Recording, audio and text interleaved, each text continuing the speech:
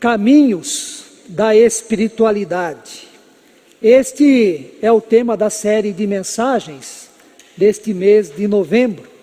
E nosso objetivo com este tema é destacar possibilidades, práticas, vivências e valores, ou seja, caminhos que, de acordo com a palavra de Deus, nos fazem bem, melhoram quem somos e também nos enriquecem enquanto pessoas. Espiritualidade tem a ver com o significado e o sentido da vida, com o propósito do nosso existir, com os anseios profundos da alma. Espiritualidade é o impulso natural para o nosso crescimento, é meio de transformação e ressignificação da vida. Chamo a atenção para uma definição prática muito interessante. Espiritualidade é tudo o que fazemos e nos torna uma pessoa melhor. Melhor para lidar com situações adversas da vida, melhor na convivência com o outro, melhor em relação a nós mesmos, melhor para desfrutar das coisas boas que Deus nos proporciona diariamente. Devido à sua importância, nas últimas décadas e cada vez mais em nossos dias, cresce o reconhecimento e o interesse pela espiritualidade. Diversas áreas do conhecimento humano, do mundo científico, vêm mostrando a relevância e os benefícios da espiritualidade. Hoje se fala em espiritualidade na medicina, na psicologia, na educação e também na filosofia.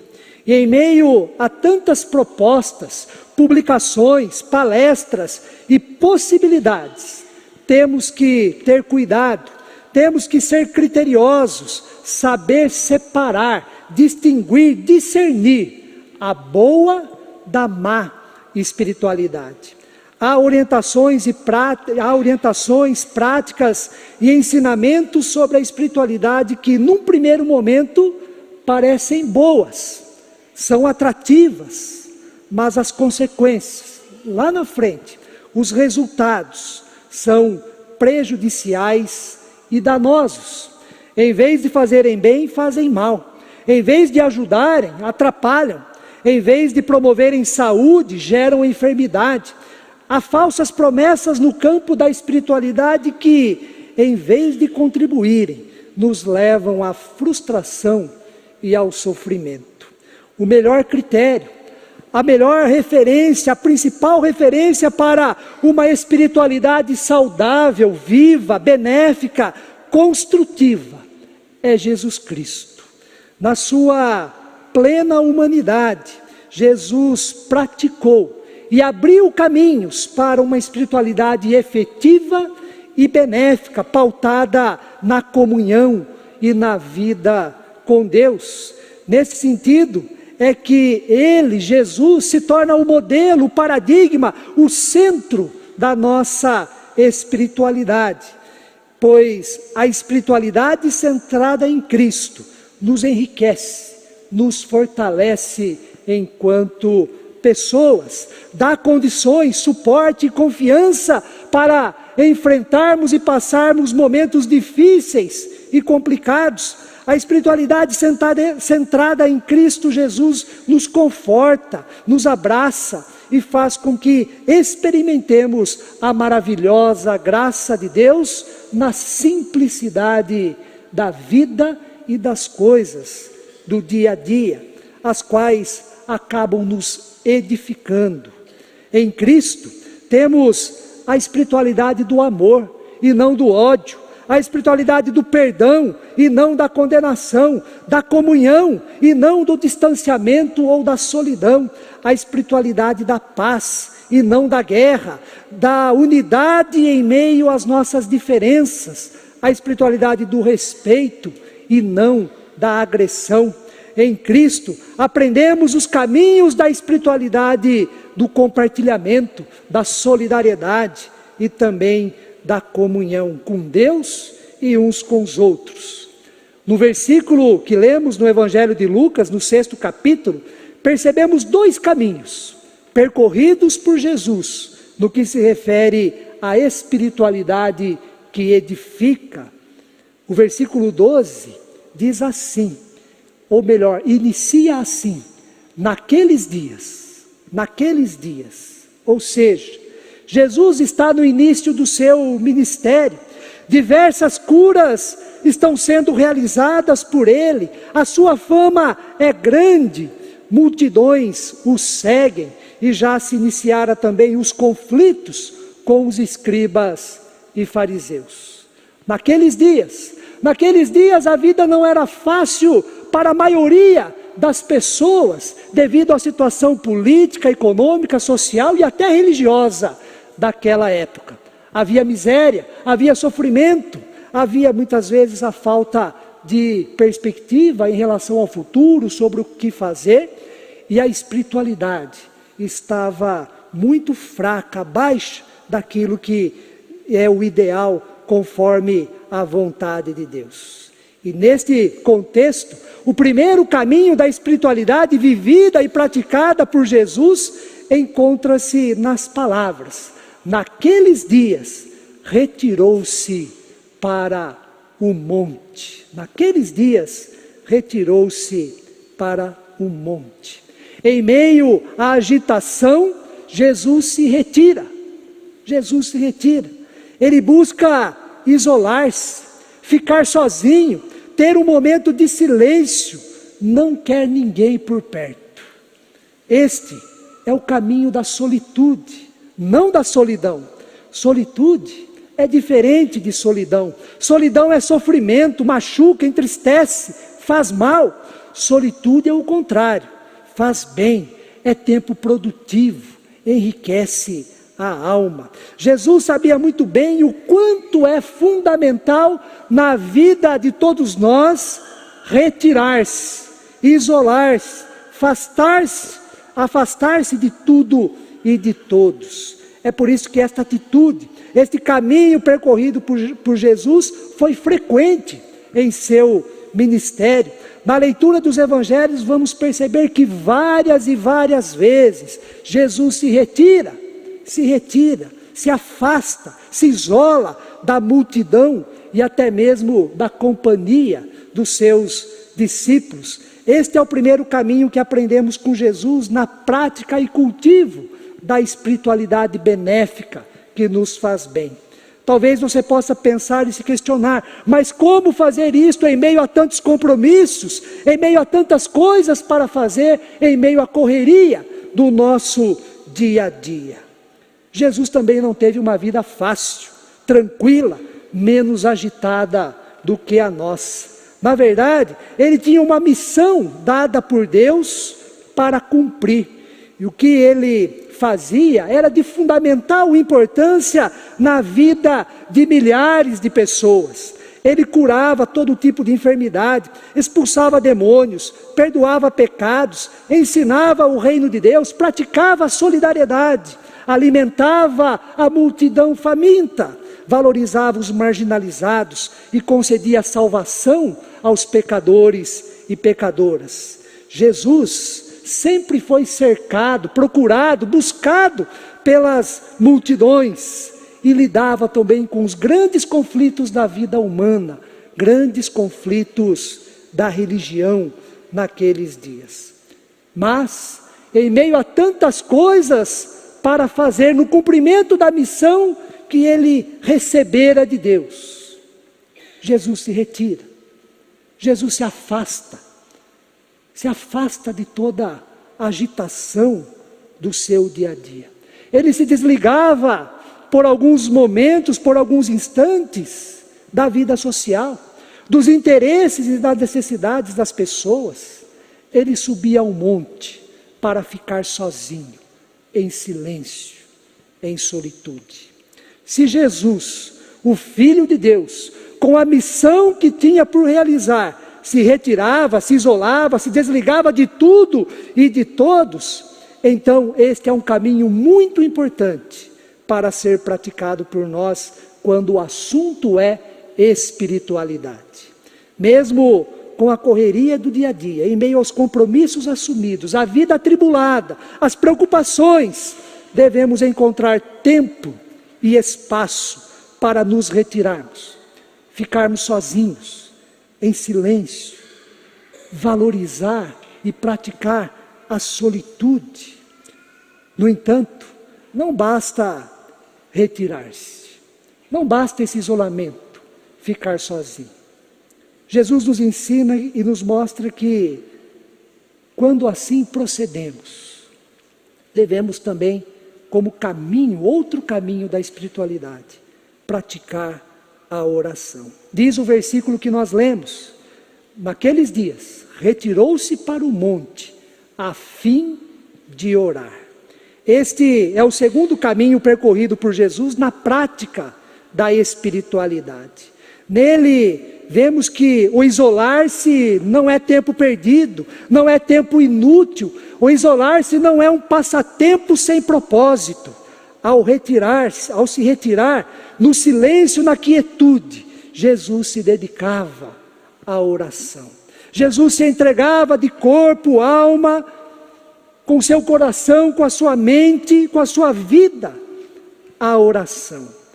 A oração, nós sabemos muito bem, oração é falar com Deus, é pedir o que precisamos, interceder por quem necessita e agradecer as bênçãos recebidas. No entanto, quando valorizamos ou damos atenção apenas para este lado da oração, a oração pode se tornar uma prática enfadonha, cansativa, repetitiva, porque todo dia é a mesma oração, os mesmos pedidos, as mesmas situações, e isso enjoa, isso se torna repetitivo, e a oração deste modo pode perder o seu sentido, o seu propósito em nossa vida. Precisamos aprender o outro lado da oração, que é o lado da escuta de Deus. É por isso que devemos pensar na oração como um diálogo, ou seja, eu falo e Deus escuta, mas também Deus vai falar, e eu tenho que estar com meus ouvidos atentos, com o meu coração aberto, para escutar, para perceber, para sentir Deus agindo na minha vida, e me providenciando aquilo que eu preciso, para o momento em que eu estou passando. Deus também fala, e precisamos, por meio da oração, escutá-lo. Uma das melhores maneiras para escutar o que Deus tem a nos dizer, é quando nos retiramos, quando nos colocamos em silêncio. Não é à toa que Jesus, ao ensinar sobre a oração, no seu Sermão do Monte, nos orientou a entrar no quarto, fechar a porta e em secreto, sozinho, orar, falar com Deus, dialogar com Deus, escutar o que Ele também tem a nos dizer. Ao ficar sozinho, a sós com Deus, na presença de Deus, em oração, não pense no seu dia, no que aconteceu, no que te disseram, no que te fizeram. Nesse momento de retirada, de afastamento, de quietude, de silêncio na presença de Deus, pense em você. Volte-se para você mesmo. Procure escutar o seu coração. Conscientize do seu momento, como você está, como você se encontra. Deixe vir à tona sentimentos que predominam no seu interior e que você não dá espaço, que você foge, porque tem medo de encará-los. Deixe esses sentimentos vir à tona.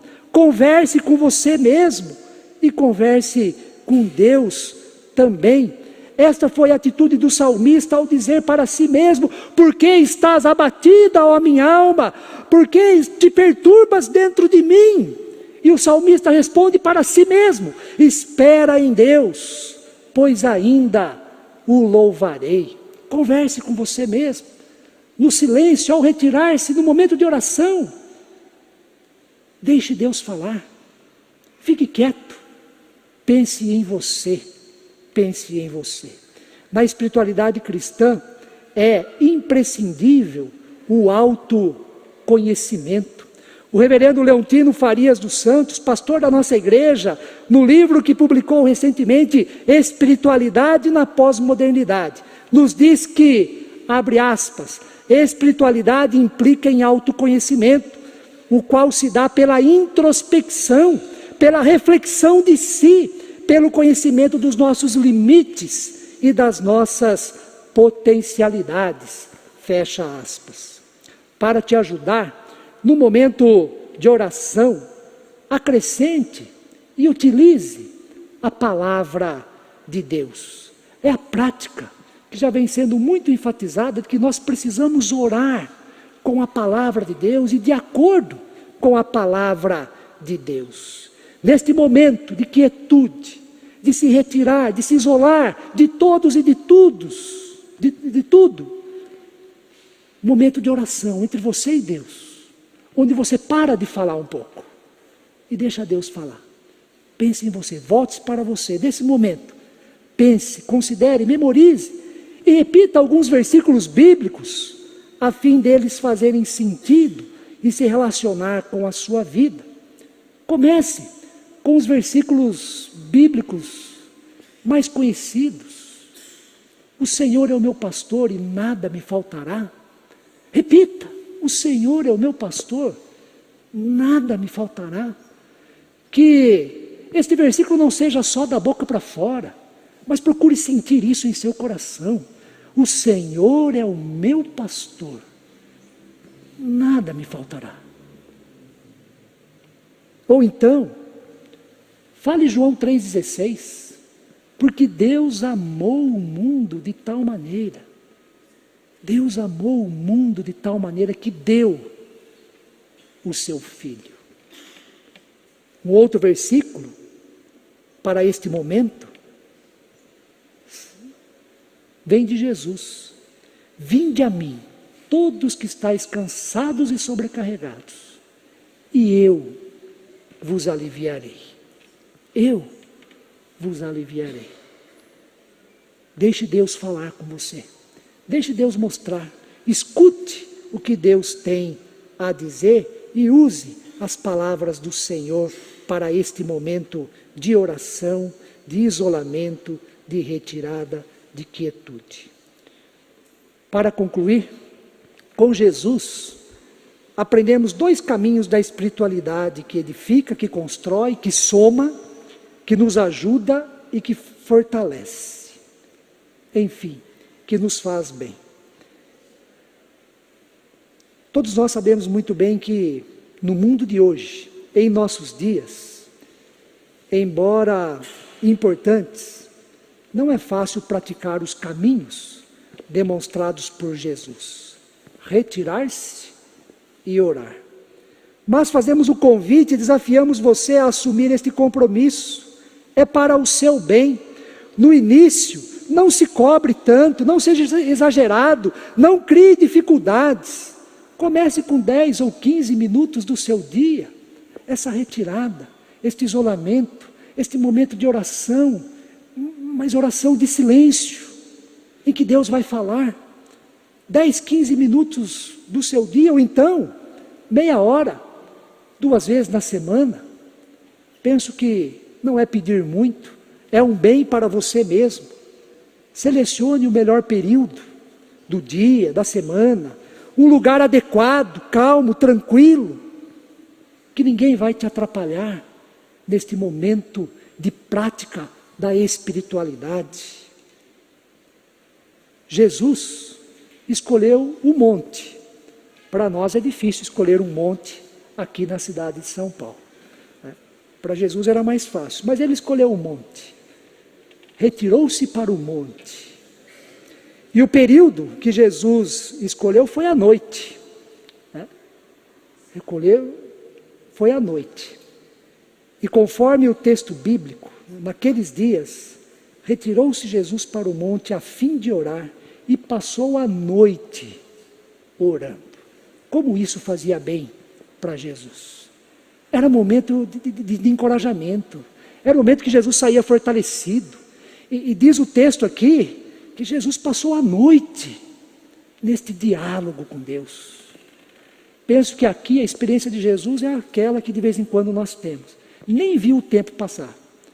Estava tão bom, tão edificante, tão prazeroso, que a noite se foi e Jesus em diálogo com Deus.